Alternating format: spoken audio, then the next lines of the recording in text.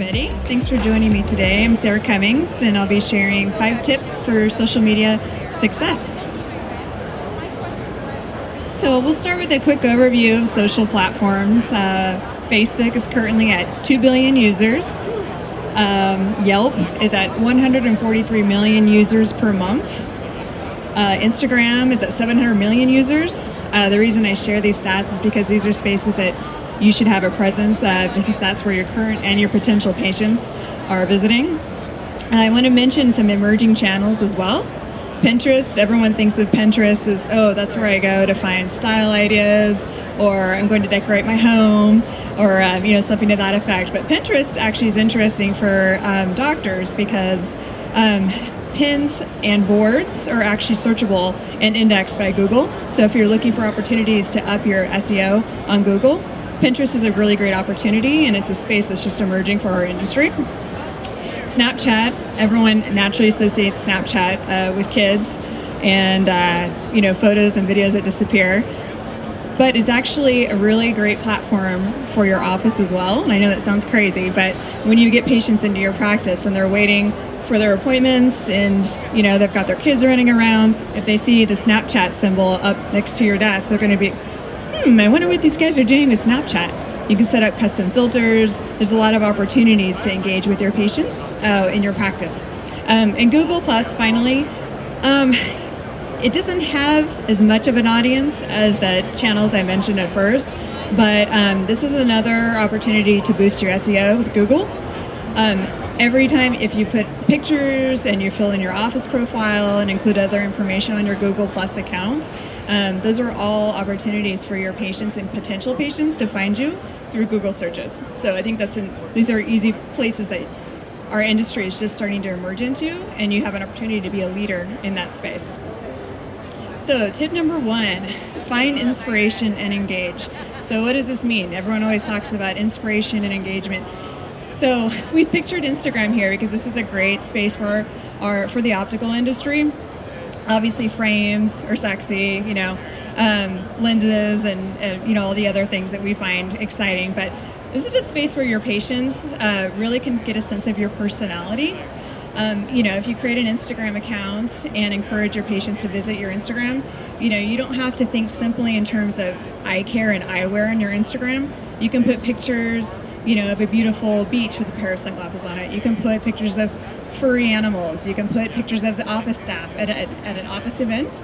People expect Instagram to be very personal and to connect with you as a person. And that's why they like going to your office and engaging with your staff. So make sure, when you're doing your Instagram, that you're really thinking outside of the box. And another thing to remember with Instagram is hashtagging. So if you add 3 to 7 hashtags per post, you up your opportunities to grab current potential patients. And what will happen is you'll get someone who'll go to your Instagram page, it's just kind of killing time, doing the search function, and like, oh, let's see what's going on here. Go to your page and like, wow, that's an amazing pair of sunglasses. What is that pair? I want to go buy it. I want to go visit this doctor right now. So think about, being strategic with that. Another thing that we notice always works really well on practice pages too is pictures of kids and patients.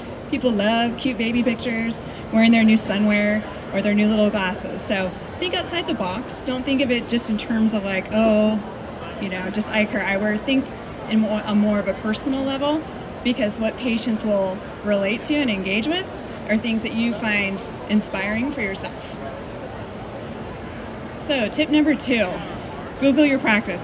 So check for online accuracy and update. So this is something where I relate. So when I chat with practices and tell them to do this, they're like, I don't really want to do that. And I understand that because I personally, don't want to do that for myself. But it's really important because think if you put yourself in a consumer's shoes, like what is the first thing you do when you're looking for a new service or vendor, right? Besides talk to friends and family, you Google it. I want to find an eye care provider in Woodland, California. Or I want to find, an eye care provider that specializes in what I need. So when you go out to Google, search yourself, and then, take a breath and comb through the results and take a look at how you look. So here's what you should look for, broken links. So when you see results that pop up, look for like broken links, look for incorrect office information. It's amazing to me how many doctors haven't checked to make sure that their hours and new practice locations are all accurate on Google. It's pretty amazing. You can also look and make sure that all of your photos are updated. There's so many practices that haven't had chances, to update their headshots, location information, and other things like that. And, if you think about it in terms of like potential patients and your current, it just, you really want to represent your brand well online. And if you've got an inconsistent look and feel and information that's outdated and feels old, it doesn't give your patients a good impression of your practice. So tip 3, get creative, photos and videos. So all of the social media platforms are always coming out with new technology to share, right? So for example, Facebook Live, is out now, and it's been out for a while. But I think there's a certain amount of intimidation factor with doctors that I chat with about using it. I'm not a professional photographer, or, I don't have anyone in my office that knows how to use, a camera. It's like, okay, well, just reset a little bit and think about it. So your patients that are following you, they like, the personality of your staff. They like to engage, and see what you guys are up to. So you don't need a professional videographer to do Facebook Live. It can just be someone streaming, from a trunk show. Or say you're unpacking a new frame collection and setting up, your displays. And having someone stream that, it just gives a really personal, behind-the-scenes look at what goes on in your office, and it makes your patients feel like they really know you on a personal level.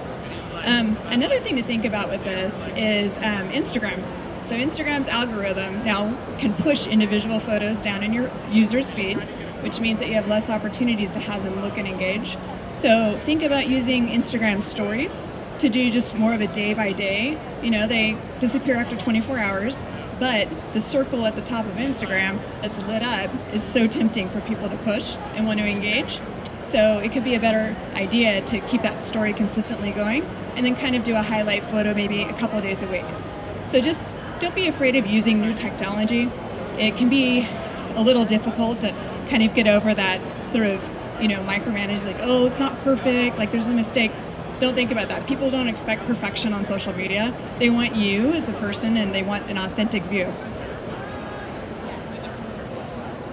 So tip 4. So respond to all online reviews. This is a really tough space because the online review thing, it can be your best friend or your worst enemy. And sometimes you don't have control over kind of how that goes, right?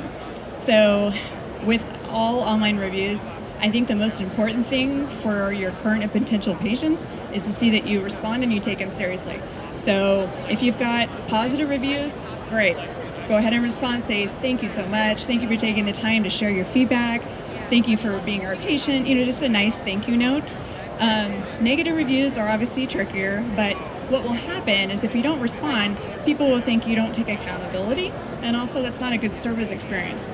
So what I recommend is saying, thank you for sharing your thoughts, offer a solution, leave your name and a phone number. Please call me as soon as possible so we can make this right.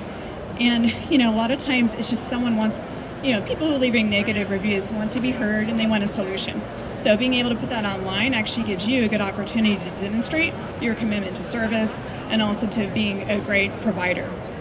I would also suggest on online reviews to respond within 48 hours. I know that sounds aggressive, but the sooner you respond and take care of it, the better it looks for you too. All right, my final tip, claim your listings. So what does this even mean? So every social platform has a section for you to claim your business listing. And what can happen if you don't claim your listing is you have an inconsistent look for your brand across online. So what you can do is this is an example right here of Google+, but you could go into Instagram, Facebook, Google+, all of them, and there's a business section, and you need to claim your listing. And these guys did a good job on here. I just have an example of a practice we work with. One thing I wanted to show on here was the website name, Elk Grove Optometry, matches what's on Google and what matches on Instagram, Facebook. Because what we see sometimes is a practice might have a name like Family Eye Care, and then it's, Dr. Fong, for example.